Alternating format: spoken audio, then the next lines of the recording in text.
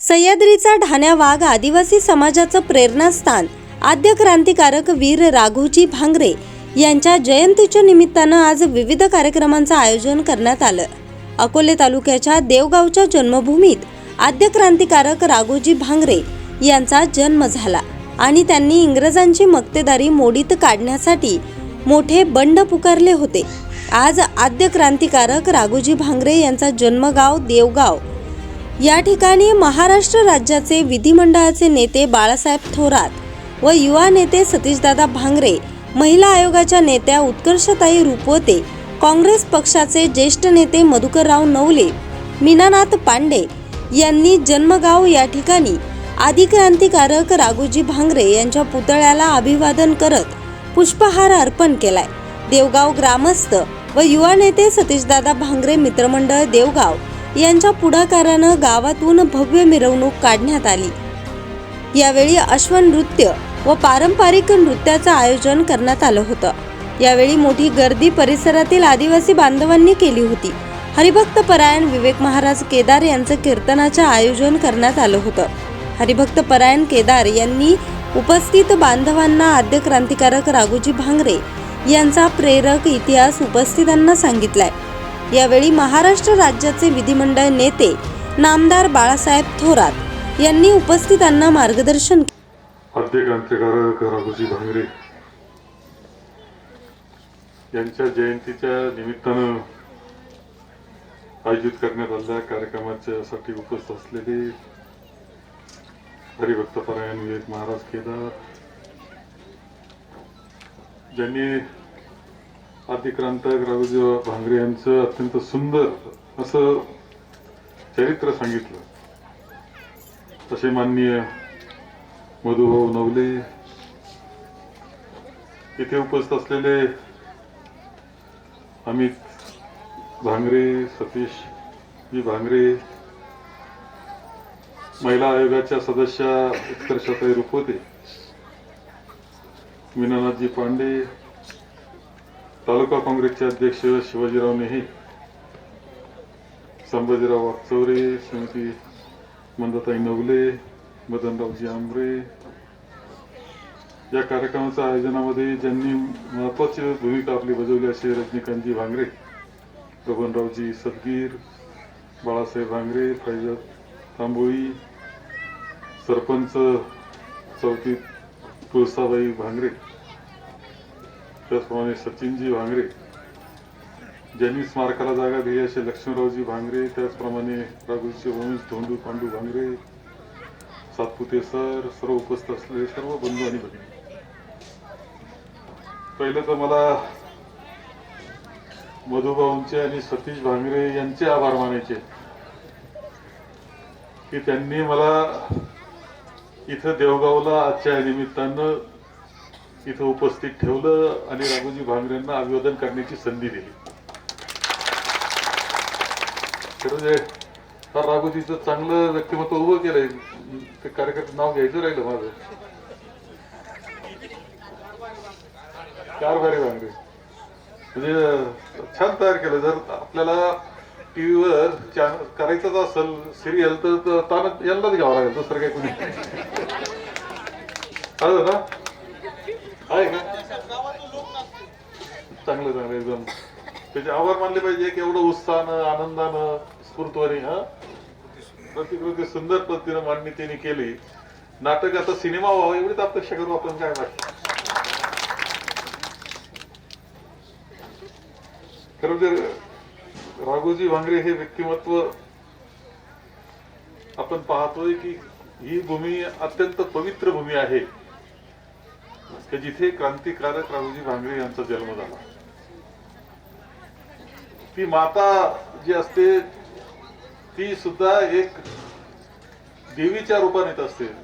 आपण म्हणतो की जिजाऊ माता जिजाऊ, जिच्या पोटी शिवाजी महाराज जन्मले, जिजाऊचं मोठेपण तेवढं मोठं आहे, शहाजी महाराजांचं मोठेपण तेवढं मोठं आहे। तसं राघोजी भांगरे यांची माता पिता रामजी भांगरे आणि त्यांचं सुद्धा या निमित्ताने अभिवादन केलं पाहिजे की त्यांच्या पोटी असं रत्न जन्मला। एक कालखंड होता, सगळी अंधार युग त्याला म्हटलं जातं, पेशवाई संपली होती आणि संपूर्णपणे इंग्रजांनी ताबा घेतलेला होता.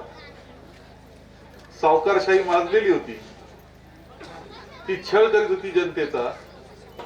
आणि त्यामध्ये सुद्धा आदिवासी जनतेचा सोबत छळ करायला म्हणजे आदिवासी जनता अडाणी गरीब तिचा छळ करणं आणखी सोपं, म्हणून तिचा छळ अनमित छळ हा चाललेला असताना असे काही रत्न जन्माला आले की त्यांनी त्यांच्यामध्ये एक चेतना निर्माण केली. बिरसा मुंडा आपण म्हणतो की संपूर्ण आपलं आयुष्य त्याकरता घालवायचं, देहदान आपलं करायचं, जीव द्यायचा लोकांकरता. अशी माणसं मिळत नसतात, की जन्माला यावं लागतात. त्यामध्ये क्रांतिकारक बिरसा मुंडा यांचं नाव आपण घेतो, राघोजी भांगरे यांचं नाव घेतो. कदाचित देवगावला माहित नसेल की राघोजी भांगरे यांचा आज जयंती दिवस आहे. आपलं गाव आहे, गावचा रत्न आहे, हे पुत्ररत्न आहे. पण आज कदाचित गडचिरोलीला सुद्धा राघोजी भांगरेंचं नाव घेऊन कार्यक्रम चाललेले असतील. म्हणजे माणूस आपलाच माणूस आहे, पण किती मोठा हे आपल्यालाच माहित नसतं. कारण त्यांनी जी प्रेरणा दिली, जी चेतना दिली, ती सर्व आदिवासी समाजाला एक ताकद निर्माण करणार होती. अरे तुम्ही सुद्धा शूर आहात, तुम्ही सुद्धा भक्कम आहात, भित्रे नाही तुम्ही सुद्धा लढाई करू शकता कोणाशीही.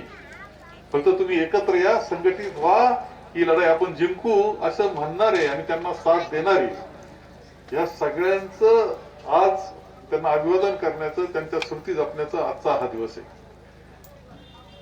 खूप चांगल्या पद्धतीने महाराजांचं कीर्तन खूपच चांगलं झालं असं म्हटलं गेलंय.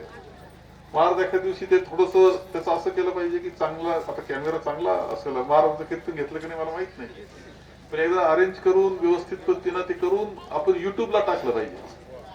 खरं सांगतो, कोणतरी युट्यूबला टाकलं तर कुठं कुठं राघोजी भांगरेला शोधत असतात लोक, पूर्ण महाराष्ट्रात, कदाचित देशात सुद्धा माहित नाही आपल्याला. तर त्यावेळेस त्यांना राघोजी भांगरे सापडतील, त्यांचं जीवनचरित्र सापडल.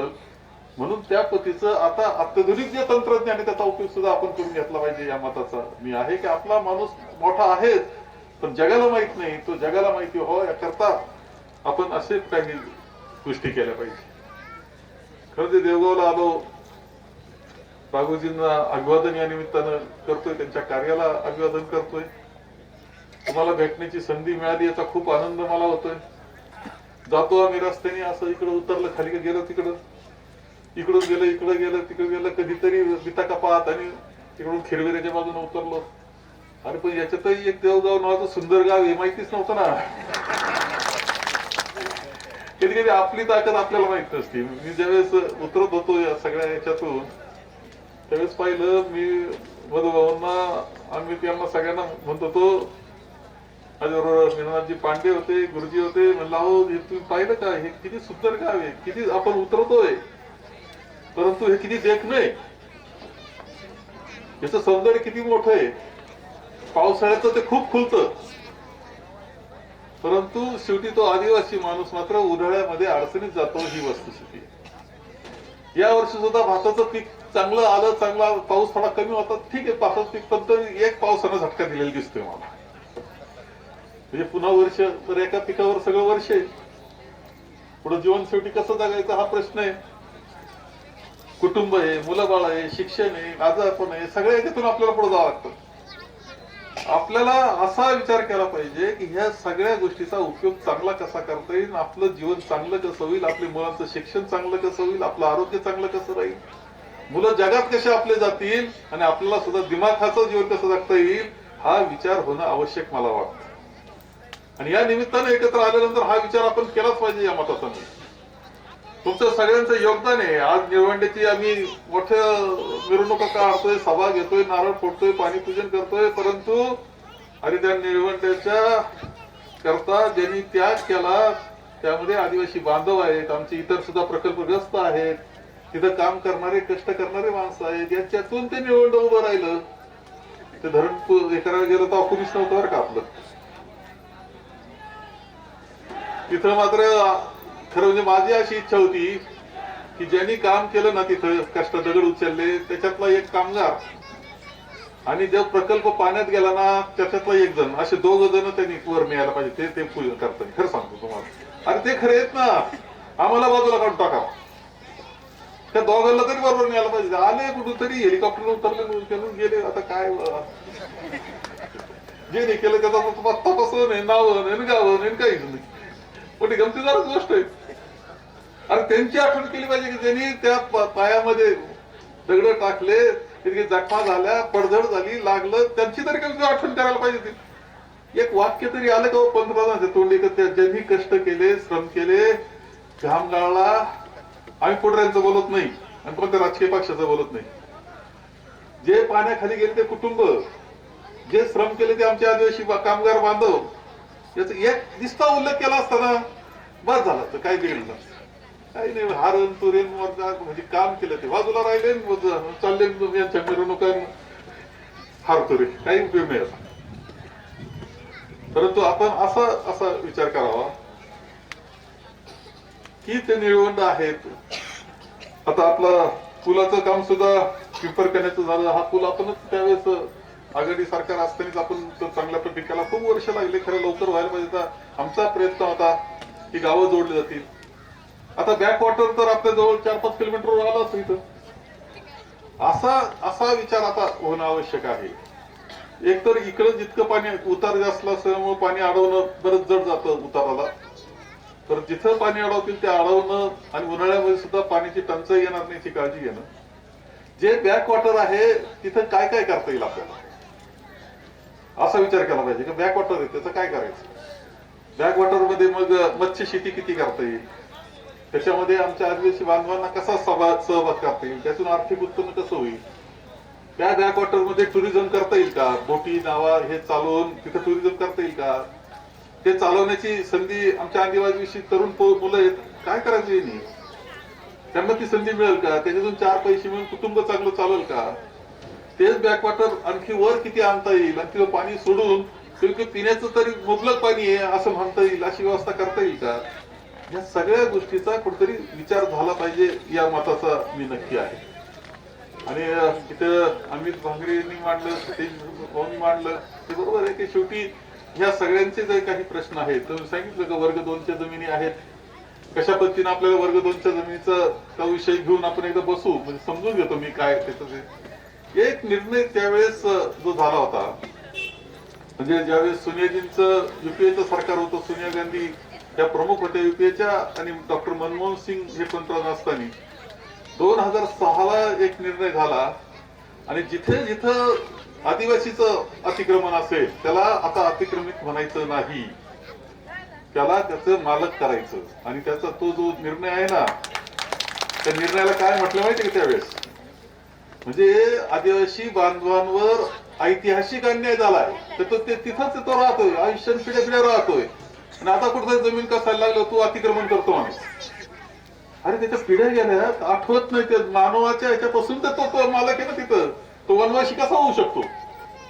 वनवासी म्हणजे कसं, ज्याला जागा नाही फिरतोय वनात म्हणजे तो वनवासी. हा नवीनच शब्द भारतीय जनता पक्षावाले शोधून काढलाय, लुटून बाहेर काढायचा कार्यक्रम आहे. तो मालक आहे, त्याला त्याच्या पोटापुरती जमीन तुम्ही दिली पाहिजे, फॉरेस्ट राखलंच पाहिजे, याच्यावर आमच्या मनात शंका नाही. पण फॉरेस्टच्या उत्पादन जे असतात फॉरेस्टचे, त्याचा सुद्धा अधिकार त्या आदिवासीला मिळाला पाहिजे. फळं असतील, काटाकुटे असतील किंवा त्याच्यापासून बनणारे पदार्थ असतील, हे त्याला मिळाले पाहिजे. कारण तो तिथला मूळचा तो आहे ना, तुम्ही बाहेरून आले. त्यामध्ये तो ऐतिहासिक अन्याय असा शब्द आहे, तो JR मधला शब्द फार आवडला मला याला. कारण ज्यांनी हजारो वर्ष जे राहतात त्याला चोर म्हणायला लागले तुम्ही, त्याला अतिक्रमणकार म्हणायला लागले, त्याला तुम्ही मालक करायचा निर्णय घेतला, चांगला निर्णय. खूप अभिनंदन केलं त्यावेळेस आम्ही सुद्धा आणि आपण सुद्धा. पण त्याच्यात एक खोट राहिली त्या निर्णयामध्ये. ही खोट अशी आहे की ज्या वेळेस आपण एखाद्याचं 2 एकर जमीन त्याला तो होता अतिक्रमण करून, आता म्हणा अतिक्रमण करून, आता काढलं, त्याला मालक केलं. पण मालक केलं नाला तो इथं हटका, अजूनही त्याला कर्ज मिळायला याला सगळ्या अडचणी त्याच्या पुढे आहेत. तो कर्जदार सदरी आला पाहिजे. फक्त एकच, कर्जदार सदरी आले की विकून टाकू नका. सरकार म्हणतं ते विकून टाकते. आलं की लक्षात तुमच्या घोटाळा कुठे आहे. काय इतर हक्कात आहे तर मग तो कसल तरी मालक केला पण कशील तो त्याला मिळत, पण त्याच्यामध्ये ज्या अडचणी त्या दूर कराव्या लागतील आणि त्यांना काही झालं तरी अर्थव्यवस्था त्यांची चांगली निर्माण करणं हे सगळ्यात महत्वाचं काम हे आपलं आहे असं मी मानतो. काही वर्षांच्या पासून ज्याने आपल्या भागात यावं, आपल्या भागातली सगळी परिस्थिती पाहावी, आपल्या समस्या पण जाणून घ्याव्यात आणि त्या सोडवण्यासाठीचं पालकत्व पण करावं अशी आपली अपेक्षा होती. आज आपल्या सर्वांची अपेक्षा पूर्ण होते. सगळा भाग पाहत पाहत प्रत्येक ठिकाणी थांबत इथपर्यंतचा प्रवास करत इथपर्यंत आले ते महाराष्ट्र राज्याचे भूतपूर्व मंत्री आणि काँग्रेस पक्षाच्या विधिमंडळ पक्षाचे गट नेते आदरणीय बाळासाहेब थोरात साहेब, या ठिकाणी उपस्थित असलेले ज्यांचं आपण आता भाषण ऐकलं, आमच्या माय भगिनीनं ते फार मोठ्या पदावर आहे. तुमच्यावर कोणता पण अन्याय होऊ द्या तर त्याचं कायदेशीर पातळीवर परिमार्जन करण्याची एक संधी त्यांना आहे. त्या महाराष्ट्र राज्याच्या महिला आयोगाच्या सदस्य आहेत. त्या उत्कर्षाताई रुपवते, मीनानाजी पांडे साहेब वागचोरे गुरुजी, त्यानंतर शिवाजीराव नेहे आणि दोन्ही भावांच्या नावाचा उल्लेख मी मुद्दाम करेल. अमित भांगरे आणि सतीश दादा भांगरे दोघे पण बंधू आहेत, दोघे पण आज व्यासपीठावर आहे. भांगरे परिवाराचं या भागाचं नेतृत्व आपल्याला काही नवीन नाही. या दोघांना पण गोपाळराव भांगरे, यशवंतराव भांगरे, अशोकराव भांगरे आणि भांगरे परिवाराचं या तालुक्यासाठी समाजाच्यासाठी जे योगदान आहे, त्याग आहे, सदैव आपल्या कुटुंबातले ते प्रमुख राहिलेले आहेत. ही परंपरा तुम्हा दोघाही भावांना पुढे चालवायची आहे. सर्वच मान्यवर व्यासपीठावरचे सर्वच उपस्थित मान्यवर बंधू भगिनी, आपला बाप, आपली आई कोण होते, हे काय काम केलं त्यांनी, त्यांचा त्याग कोणता होता, त्याची ओळख काय, कोणाच्या पोटी माझा जन्म झालाय, हे आपल्या सगळ्यांना माहीत असायला पाहिजे. छत्रपती शिवाजीराजे आपले बाप आहेत, महात्मा ज्योतिबा फुले आपले बाप आहेत, शाहू महाराज आपले बाप आहे, डॉक्टर बाबासाहेब आंबेडकर आपले बाप आहेत. आपण त्यांची लेकरं आहोत. अगदी तद्भत रामजी भांगरा आणि राघोजी भांगरा हे सुद्धा आपले बाप आहेत. आपले नव्हे तर उभ्या महाराष्ट्राचे, या देशातील तमाम आदिवासी बांधवांचे ते पिता आहेत. ज्यांनी आदिवासी बांधवांना लढायला शिकवलं, ज्यांनी लढवलं, ज्यांनी अन्यायाच्या विरुद्ध आपला आवाज बुलंद केला, ज्यांनी आपल्या सर्वांचं नेतृत्व केलं, सावकारशाहीच्या विरोधात प्रचंड मोठा लढा ज्यांनी दिला, त्यातली जी जी नावं आहेत 1798 ते 1848, 50 वर्षाचा ज्वलंत इतिहास आपल्या तालुक्याचा. कितीतरी नावं घेता येतील, कितीतरी क्रांतिकारक आपल्या तालुक्यात जन्माला आले. त्याच्यासाठी स्वतंत्रपणे एकदा तुमच्या बरोबर बोलायला मी अवश्य आहे. पण 1798 ते 1848 या 50 वर्षातला इतिहास, ज्वलंत इतिहास ज्यांनी घडवला, या इतिहासाचे मानकरी राघोजी भांगरे आहे. हे आपल्या सर्वांना माहीत असायला. राघोजी भांगरेंचा जन्मच मुळात रामजी भांगरेंच्या कुटुंबात झाला.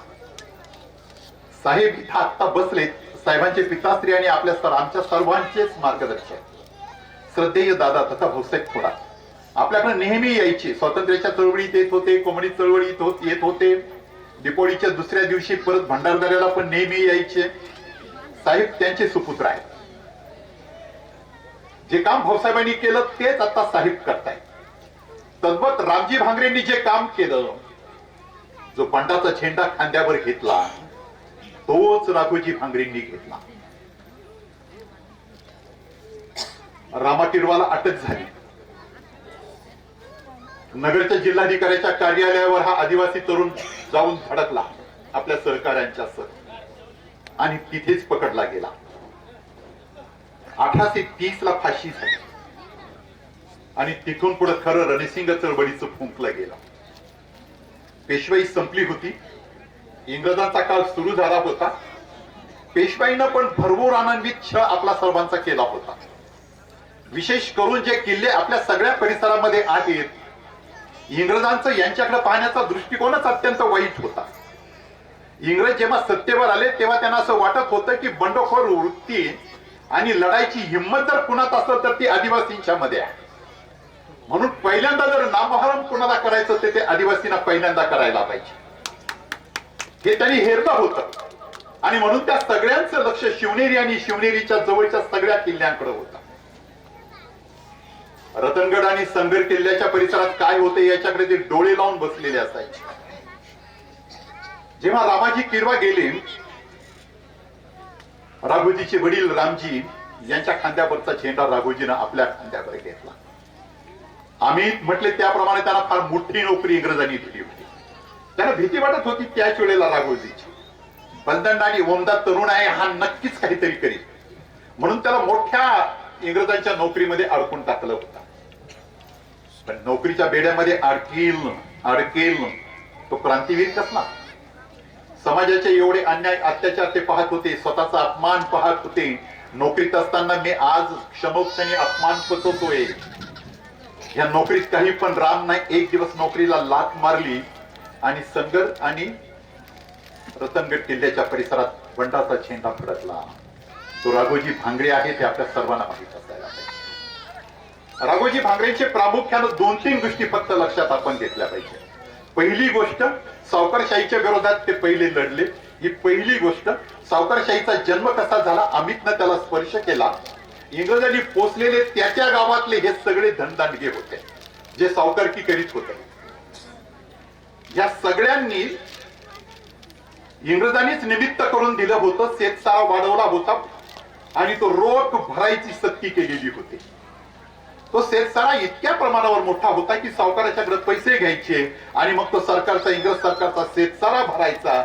आणि मग कर्जाचा रस्ता दिसला, कुटुंबात कितीतरी अडचणी यायच्या, सावकाराकडे जायचं, पैसे घ्यायचे आणि त्यानं मात्र प्रॉमिसरी नोट पासून आपल्या सगळ्या जमिनी लिहून घ्यायच्या. इंग्रजांनी पुढे जाऊन त्यांना रस्ता मोकळा करून दिला. नाही आदिवासींनी पैसे भरले ना, त्यांच्या जमिनी बळकावण्याचे अधिकार, त्यांचा ताबा घेण्याचा अधिकार. कोर्ट पण इंग्रजांचं होतं. कोर्टानं हुकुमनामे दिले आणि सगळ्या आपल्या जमिनी या सावकारांच्या घशात गेल्या. सावकारांनी तेवढ्यावरच थांबले नाही. मी फक्त जवळचं उदाहरण देईल. खाली जर तुम्ही तळ कोकणाच्या खाली उतरले तर तिथं जो काही समाज आहे त्या समाजामध्ये आई, मुलगा पण आणि त्याची पत्नी पण सावकाराकडे काम करायची. म्हणजे माय माऊली आहे समजून घ्या. पत्नी तेवढ्यावर थांबत नव्हती. जर त्या सावकारानं घराचा जर वाड्याचा दरवाजा जर आतून लावला तर त्याच्या आत मोठा एक आसोड असायचा. त्या आसोडानं पहिल्यांदा नवरा फटकायचा आणि नंतर बाईवर. आणि बाईनं ऐकलं नाही तर फटके खायचे, नाही तर मग सावकार म्हणत तसं करायचं. इथपर्यंत टोकाला गेलेली जी काही समस्या होती तिच्या विरोधात दंड थोपटणारा पहिला वीर होता ते राघोजी भांगरे होते. हे तुम्ही सर्वांनी पाहिलं पाहिजे. राघोजी भांगरेंच्या विरोधातलं बंड होतं ते सावकारशाहीच्या विरोधातलं बंड होतं.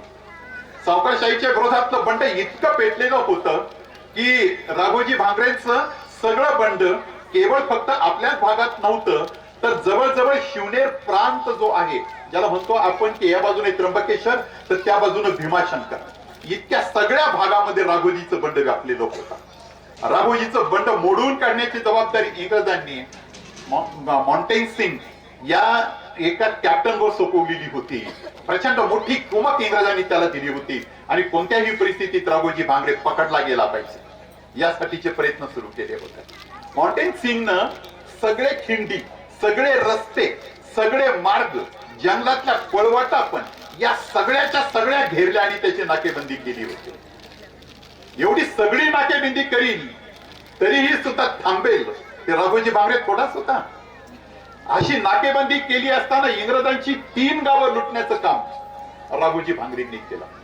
तेवढ्यावर थांबले नाही. जी रसद येत होती ना इंग्रजांची नाकेबंदी करायला आलेल्या फौजेला, ती रसद सुद्धा भांगरेंनी कितीतरी वेळा राघोजी भांगरेंनी लुटली. इंग्रजांना स्थळो की पळो करून सोडला. काही हाती लागत नव्हता. राघोजी भांगरेंचा ठाव ठिकाणा हाती लागत नव्हता. सगळे सावकार हे घाबरून काही गाव सोडून पळाले होते. इतके घाबरलेले होते. स्थळो पळो करून सावकारांना सोडलेलं होतं. सगळ्या गरिबांना आश्रय देण्याचं काम राघोजी भांगरे करीत होते.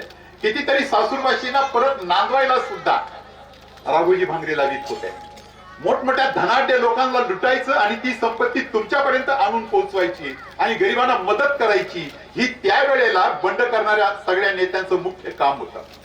राघोजी भांगरेंच्या इतका आईला आई, बहिणीला बहीण, अत्यंत चारित्र्य संपन्न व्यक्तिमत्व जर कुणाचं होतं तर ते राघोजी भांगरेंचं होतं. आपल्या टोळीतल्या एका माणसानं जरी महिलेकडे वाकड्या नजरेनं बघितलं तरी सुद्धा राघोजी भांगरे ते सहन करत नव्हते. याच राघोजी भांगरेंचं जेव्हा बंड आपल्याला थांबवता येत नाही, तेव्हा इंग्रजांनी जे जे प्रयत्न करायचे ते सगळे प्रयत्न केले. अखेर आपल्याच देवगावमध्ये त्यांचा जन्म झालाय, या मातीत जन्म झालाय. माय माऊलींना पण माहिती असायला पाहिजे, राघोजीची आई, राघोजीची बायको, राघोजीच्या भावजया माहिती देत नव्हत्या.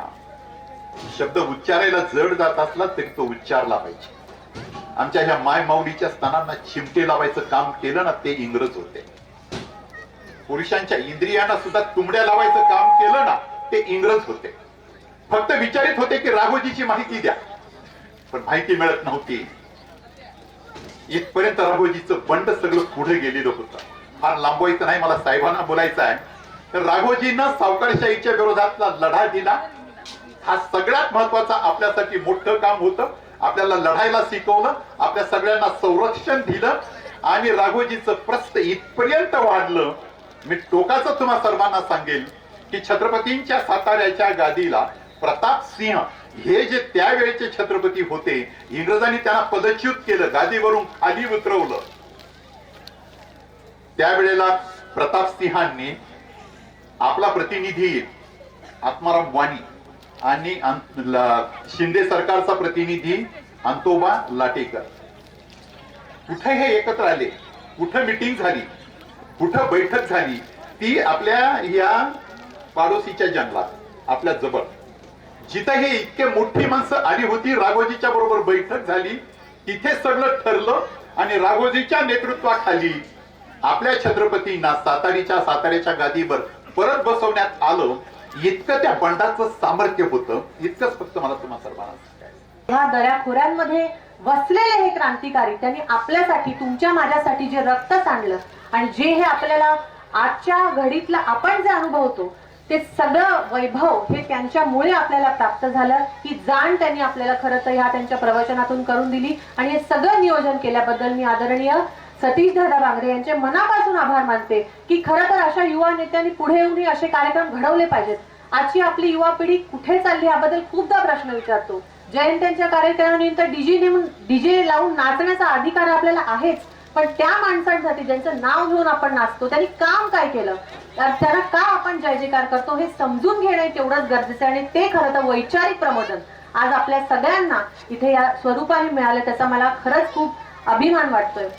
मी नामदार साहेबांना विनंती करेन की जो काही इतिहास त्यांनी मांडला हा पुस्तक स्वरूपात काही ठिकाणी उपलब्ध आहे, पण केदार साहेबांनी थोडासा त्याच्यामध्ये पुढाकार घ्यावा आणि जर आपल्याला आपल्या शालेय शिक्षणामध्ये ते कुठेतरी घालता आला तो प्रयत्न आपण नामदार साहेबांच्या माध्यमातून या पुढच्या काळामध्ये नक्की करूया. नाही झालं, शासनाच्या माध्यमातून नाही झालं तरी किमान अकोले तालुक्याच्या पातळीवर आपली जी मुलं, आजची पिढी, लहान लहान पोरं, यांना कळू तर द्या कुठून आलो, काय इतिहास आहे आपला, आपल्या वाडवडिलांनी आपल्यासाठी काय केलं, हे कळण्यासाठी साहेब हे खरंच गरजेचं आहे. आणि ह्या सगळ्या लोकांनी जी मेहनत इथे आज या कार्यक्रमासाठी घेतली, सगळ्या कार्यकर्त्यांचे मी कार्यकर्ती म्हणून मनापासून अभिनंदन करते. आज माझ्या माता भगिनी इथे खूप मोठ्या संख्येने उपस्थित आहेत.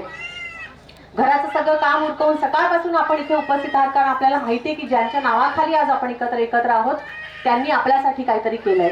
पण आपण त्यांच्यासाठी काय करणार आहोत हा विचार आपण कधी करणार आहोत का? अमित दादांनी इथे खूप रास्त भूमिका मांडली. तालुक्याचे अनेक प्रश्न आहेत.